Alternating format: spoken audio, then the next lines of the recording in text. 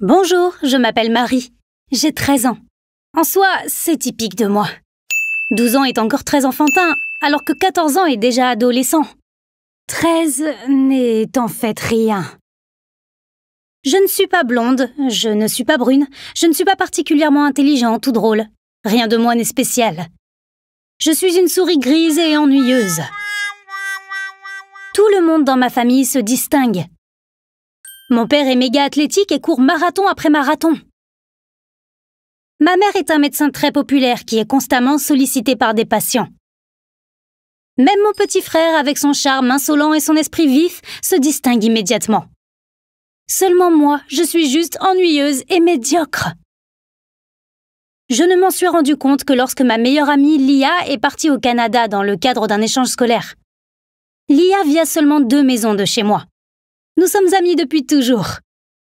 Nous allons à l'école ensemble tous les jours et nous sommes assises l'une à côté de l'autre dès le premier jour d'école. Ma crise a commencé quand Lia est partie au Canada sans moi. Je voulais vraiment y aller, mais mes parents ne me le permettaient pas. Je ne sais pas si Lia est spéciale pour les autres. Elle l'est certainement pour moi. C'est la personne la plus gentille que je connaisse. Avec elle, je ne me suis jamais sentie aussi mal, aussi insignifiante. Soudain, le siège à côté de moi dans le bus et à l'école était vide. Et j'étais juste grise. Même quand je regardais dans le miroir, je n'avais plus rien à faire avec moi-même. Les films que je regardais habituellement avec Lia ne m'intéressaient pas quand j'étais seule. Quand j'allais au cinéma ou au patin à glace avec les autres, je me sentais superflue. Souvent, je pensais que ça ne leur manquerait pas si je n'étais pas là. Ou peut-être même qu'ils ne le remarqueraient pas. Plus j'y pensais, plus j'étais convaincue que je n'étais qu'un moins que rien dans ma classe qui ne savait rien faire. Tous les autres ont quelque chose de spécial. Alex, par exemple, il est si drôle, il fait toujours rire tout le monde. Il peut vraiment trouver une blague dans n'importe quelle situation, même lorsqu'il a une mauvaise note. Il est toujours de bonne humeur. Ou Clara, qui semble aussi fragile et délicate qu'un elfe. Bien sûr, elle danse le ballet et se déplace comme si elle flottait. Les garçons rougissent rien qu'en la regardant. Tout le monde le remarque quand elle ne vient pas à l'école un jour. Et tout le monde se bouscule pour lui apporter ses devoirs. Très différente de ce qui m'est arrivé la semaine dernière. J'étais malade et personne n'a pensé à m'apporter mes devoirs. J'ai donc appelé Sophie, qui est assise 2 rangs devant moi, pour parler des devoirs. Étonnée, elle m'a demandé « Tu n'étais pas là aujourd'hui ?» Elle n'avait pas remarqué, et la plupart des autres ne l'avaient probablement pas fait non plus. Je me suis demandé si je pouvais être aussi cool que Ben. Une tenue décontractée et le fait de ne pas prononcer plus de 3 mots à la fois, je devrais pouvoir m'en sortir, me suis-je dit. La plupart du temps, il dit des choses comme « C'est vrai ?» ou « Pas à moi ».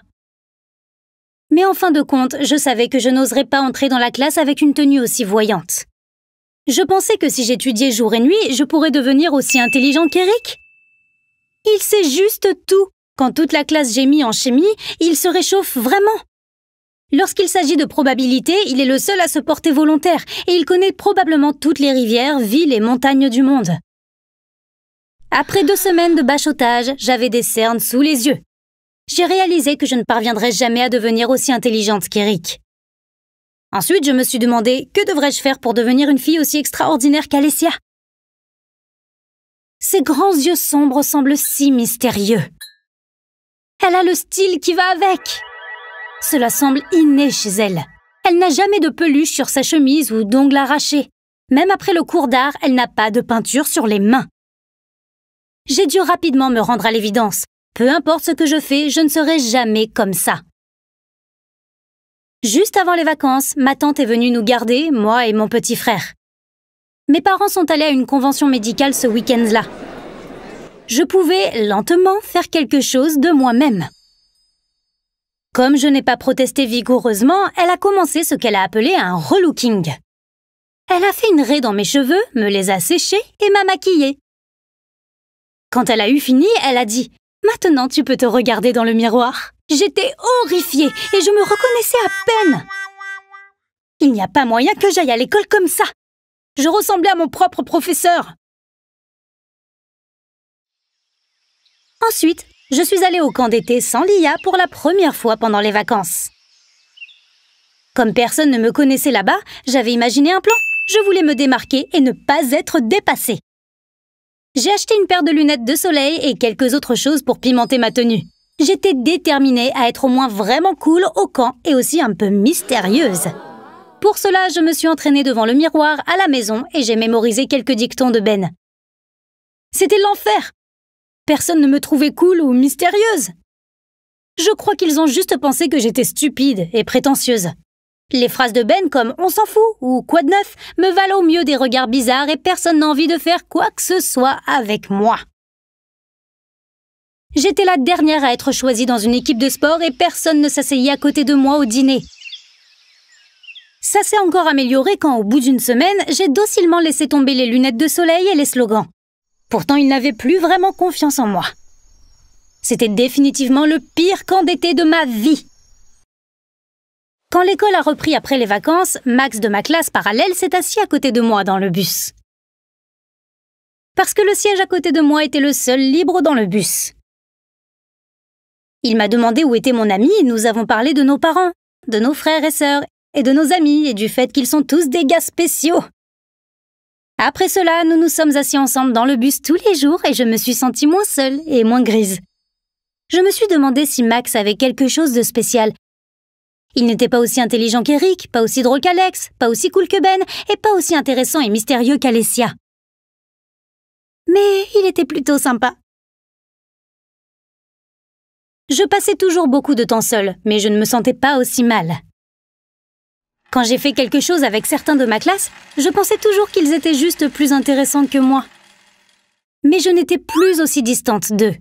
Après tout, ils n'y pouvaient rien si tout en moi était médiocre. Lia m'a manqué. Je ne pouvais parler à personne de ce que je ressentais. Même pas avec elle quand on se parlait au téléphone, elle était juste trop loin pour ça. Ma mère m'a encore demandé ce qui n'allait pas chez moi. Je ne pouvais pas et ne voulais pas lui dire quoi que ce soit sur mes pensées. Elle pensait que Lia me manquait, et c'était le cas. Je l'ai laissé croire que c'était la seule raison pour laquelle j'étais de mauvaise humeur. Comment était-elle censée comprendre ce qui me manquait ? Elle était exceptionnellement intelligente, gentille et athlétique, même lorsqu'elle était enfant. Pour me réconforter, elle m'a dit qu'il ne restait que 10 jours avant le retour de Lia. Puis finalement, Lia est revenue du Canada, m'a appelée et m'a demandé ce qui se passait réellement avec moi et pourquoi j'avais été si loin de tout contact. Elle est venue et je lui ai parlé de ma crise et du fait que je ne vois rien de spécial chez moi et que je me sens mal. Lia m'a dit à quel point elle m'appréciait et combien Alex le bruyant et Clara la sensible l'énervaient. Elle m'a dit « Tu es la seule personne à qui je peux parler normalement de tout. Tu ne te mets pas en avant tout le temps. Tout n'a pas besoin d'être cool ou drôle avec toi.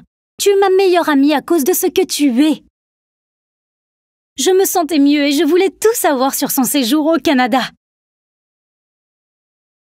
La fois suivante où Max et moi étions seuls ensemble dans le bus parce que Lia était chez le médecin, je lui ai parlé de ma conversation avec Lia. Il a ri et a dit qu'il se sentait comme ça assez souvent. Et comment il se sent parfois à côté de gars qui sont super athlétiques, incroyablement drôles ou cool. Qu'il préfère être avec des gens qui lui ressemblent. « Toi aussi », a-t-il dit. « Et je peux juste te parler beaucoup mieux. Pas seulement des conversations interminables sur le sport ou juste des remarques cool comme je le fais avec certains de ma classe. » Entre-temps, Lia, Max et moi sommes de bons amis. Nous parlions souvent d'être spéciaux et de ce que nous deviendrions un jour. Nous faisons beaucoup de choses ensemble et nous nous encourageons mutuellement à faire des choses inhabituelles. Mais à chaque fois, nous nous demandons si nous le voulons vraiment ou si nous espérons simplement que cela nous rendra spéciaux. Parfois, nous sortons pour manger une glace et nous gardons un œil sur les personnes spéciales. Une chose sur laquelle nous sommes tous d'accord, ça doit être épuisant d'être si spécial tout le temps. Bonjour à tous, je m'appelle Sarah. Voici ma sœur Leila. Elle a 4 ans de moins que moi. Malheureusement, ma famille l'aime plus que moi. Je ne suis même pas sûre qu'ils m'aiment tout court. En fait, j'ai toujours été consciente que mes parents sont plus gentils et plus compréhensifs envers Leila. Ça ne m'avait jamais dérangée, car je pensais que c'était normal qu'ils la traitaient ainsi, puisqu'elle est plus jeune que moi. Mais récemment, après tout ce qui s'est passé, j'ai commencé à soupçonner que mes parents aiment Leila beaucoup plus que moi. Je vais vous raconter tout ce qui s'est passé. Tout ce que je vous demande, c'est de me partager vos réflexions en commentaire. Vous trouvez aussi que mes parents nous traitent différemment? Dites-le moi, s'il vous plaît. On a déménagé dans une nouvelle ville pendant l'été. Dans notre ancienne maison, Leila et moi partagions une chambre. Notre nouvelle maison est plus grande, donc on a maintenant une chambre chacune. On savait que les étés dans cette région étaient vraiment chauds, mais il s'est avéré qu'il faisait encore plus chaud que ce qu'on avait imaginé. La nuit, nous ne pouvions littéralement pas dormir. La maison n'avait l'air conditionné que dans la chambre de nos parents et le salon. Leila et moi ne l'avions donc pas dans nos chambres. On n'a finalement pas eu d'autre choix que de commencer à dormir dans le salon. Je détestais dormir dans le salon, comme j'avais maintenant ma propre chambre. Mais je n'avais pas vraiment d'autre choix, car le déménagement avait coûté cher à nos parents. Et ça aurait été égoïste de leur demander d'acheter 2 climatiseurs supplémentaires. Un soir, je suis allée au salon pour dormir comme d'habitude. Leila n'était pas encore là. Elle n'est pas venue avant que je m'endorme. Quand je me suis réveillée au matin, j'ai été surprise de voir qu'elle n'était pas là. En allant à la salle de bain, j'ai entendu qu'elle était dans sa chambre. Elle faisait un TikTok. Je suis allée dans sa chambre pour lui demander comment elle avait dormi dans la chaleur. Et devinez quoi? Il ne faisait pas chaud. Bien sûr, j'étais surprise. J'ai levé les yeux et j'ai vu la climatisation sur le mur. Ouais, mes parents lui avaient acheté un climatiseur tout neuf rendant sa chambre agréable et fraîche. Elle a donc pu dormir comme un bébé dans sa propre chambre cette nuit-là. Bien sûr, j'étais très en colère. Ma mère et mon père prenaient leur petit déjeuner. J'ai demandé pourquoi il n'y avait que Leila qui avait un climatiseur. Calmement, mon père m'a expliqué « Ta sœur m'a dit qu'elle voulait dormir dans sa chambre et m'a demandé si on pouvait lui acheter un climatiseur. » Je suis donc allée lui en chercher un. Ils l'ont installé pendant que t'étais à l'école. J'ai commencé à lui dire « Papa, je vis ici aussi.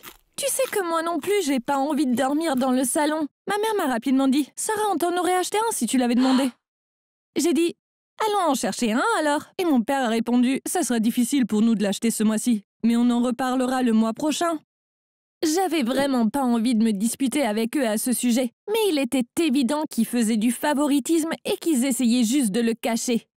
Comme je l'ai dit au début, ils ont toujours été plus gentils avec Leila, mais ce qu'ils ont fait cette fois-ci est allé bien au-delà.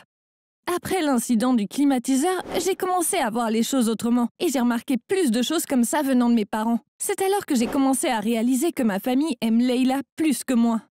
Je vais vous donner un autre exemple. Depuis l'école primaire, je dois faire des tâches ménagères tous les jours. Je fais la lessive, je sors les poubelles. Quand ma mère me dit qu'elle va rentrer tard du travail, je cuisine. Mais je n'ai jamais vu Leila faire plus que ramener un verre vide de sa chambre à la cuisine. Ma mère fait son lit, je repasse ses vêtements. Une fois, quand ma mère m'a dit « Passe l'aspirateur dans le salon », je lui ai dit « Je dois réviser pour mon devoir de maths de demain. Leila peut pas le faire ?» Ma mère m'a dit « Bien sûr que non. » Alors j'ai dit « Pourquoi pas ?» Vous savez ce qu'elle m'a dit? Parce que c'est à toi de le faire. C'est quoi cette réponse? Et sans rien dire d'autre, je l'ai fait comme une idiote. L'anniversaire de Leila est le mois prochain. Je m'en suis rendu compte quand ma mère m'a dit « Je pensais prendre un gâteau en forme de logo TikTok à Leila cette année. Qu'est-ce que t'en penses ?» Pour les anniversaires de Leila, on prend toujours un gâteau en forme de ce qu'elle aime à ce moment-là. L'année dernière, elle a reçu un gâteau qui ressemblait à un personnage de Roblox. Mais pour mes anniversaires, ma mère ne fait que des gâteaux ordinaires. Selon ma mère, c'est une tradition familiale. Elle fait mon gâteau elle-même pour me montrer à quel point elle tient à moi. Avant, je l'aurais cru. Mais maintenant, je sais qu'elle se fiche tout simplement de moi. Parce que si c'était le cas, elle préparait aussi les gâteaux de Leila. Dès que j'ai commencé à remarquer des choses comme ça n'a pas cessé d'arriver. Peut-être que ça avait toujours été comme ça et que je ne l'avais jamais remarqué. Un matin, ma sœur est venue à la cuisine en boitant. Elle s'était cogné le pied contre le bord du lit. Elle était très en colère et a dit « Maman, je viens de souffrir le martyre au sol pendant 10 minutes. Je n'arrêtais pas de t'appeler, pourquoi t'es pas venue ?» Je n'en croyais pas mes oreilles quand j'ai entendu l'explication de ma mère. « Oh non, c'est toi qui m'appelais? J'ai cru que c'était Sarah, alors je suis pas venue. Oh mon Dieu, vos voix se ressemblent tellement que je les confonds. Désolée de pas être venue. » Elle disait ces choses comme si je n'étais pas là. C'est comme si elle voulait que je sache qu'elle se fiche de moi. Je n'ai pas pu m'empêcher de dire « Chère Leila, la prochaine fois tu devrais crier « C'est moi, Leila !» pour que maman sache que c'est toi. » Ma mère n'a rien dit. Elle me regardait juste comme si c'était moi qui avais fait quelque chose de mal. C'était tellement évident que Leila était la petite princesse de la famille. Mais je n'y avais jamais fait attention parce que j'étais naïve. Voici un autre exemple. Mes parents ne manquent jamais un spectacle de Leila à l'école. Si c'est pendant la journée, mon père prend un jour de congé. Je n'ai plus l'occasion de jouer, mais mon père venait rarement au mien, même quand j'étais petite. Quand il ne pouvait pas venir, il disait juste qu'il devait travailler. Mais quand il s'agit de Layla, mon père ne semble pas se soucier beaucoup du travail ou de quoi que ce soit d'autre. Mes parents viennent tôt pour être au premier rang, et ils encouragent leur précieuse fille comme des fous pendant tout le spectacle. L'autre différence avec l'école, ce sont nos notes.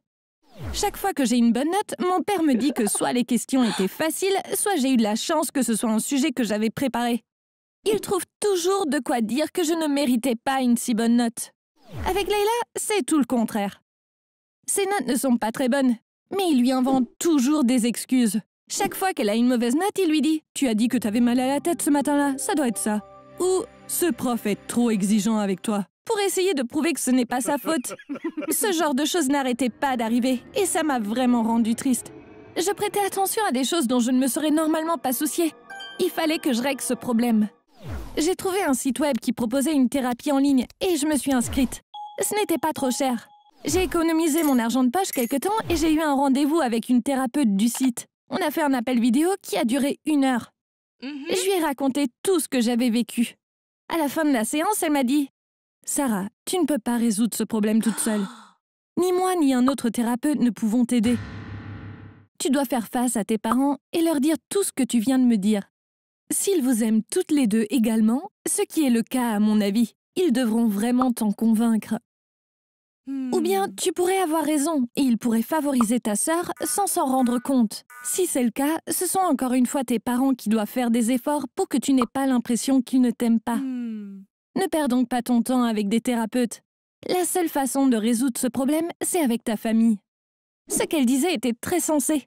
J'ai décidé de parler à mes parents dès que j'en ai eu l'occasion. Dimanche dernier, Layla était chez une amie, donc c'était un bon moment. J'ai dit à mes parents « J'ai besoin de vous parler de quelque chose d'important. » Évidemment, ils étaient très curieux. Je crois que j'ai parlé sans arrêt pendant 1h30. Ils ne m'ont même pas interrompu une seule fois, ils m'ont juste écouté. Je n'ai pas pu m'empêcher de pleurer à plusieurs reprises. En fait, même le fait de leur parler de tout m'a fait du bien. Mais malheureusement, leur réaction n'a pas arrangé les choses.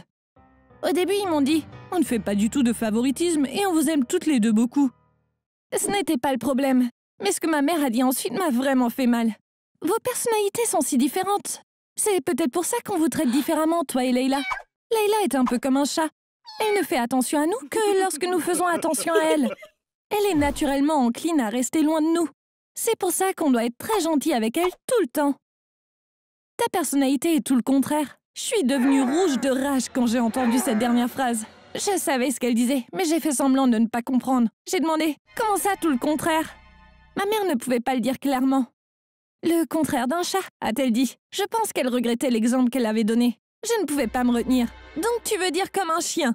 Layla a la personnalité d'un chat et je suis comme un chien. Peu importe la façon dont vous traitez le chien, il revient toujours et vous lèche. C'est ça, c'est ce que vous pensez vraiment de moi. Et je demandais. Ma mère a secoué la tête. Je suppose que je me suis mal exprimée. Je voulais juste dire que vous avez des caractères très différents, a-t-elle dit, en essayant de se défendre.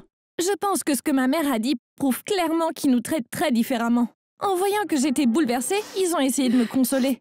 Mon père m'a dit « Toi et ta sœur êtes si précieuses. Il n'y a vraiment pas de quoi s'inquiéter comme ça. » Mais j'avais déjà eu ma réponse. Il voulait continuer à en parler, mais je ne pouvais pas le supporter. Alors, vous êtes d'accord que mes parents ne nous traitent pas de la même façon? J'ai toujours encore l'impression qu'ils aiment Layla plus qu'ils ne m'aiment moi. En plus de ça, l'analogie du chat et du chien de ma mère sur nos personnalités était vraiment bizarre. Vous pouvez me dire ce que vous en pensez dans les commentaires, s'il vous plaît? Je vous promets que je les lirai tous. À bientôt!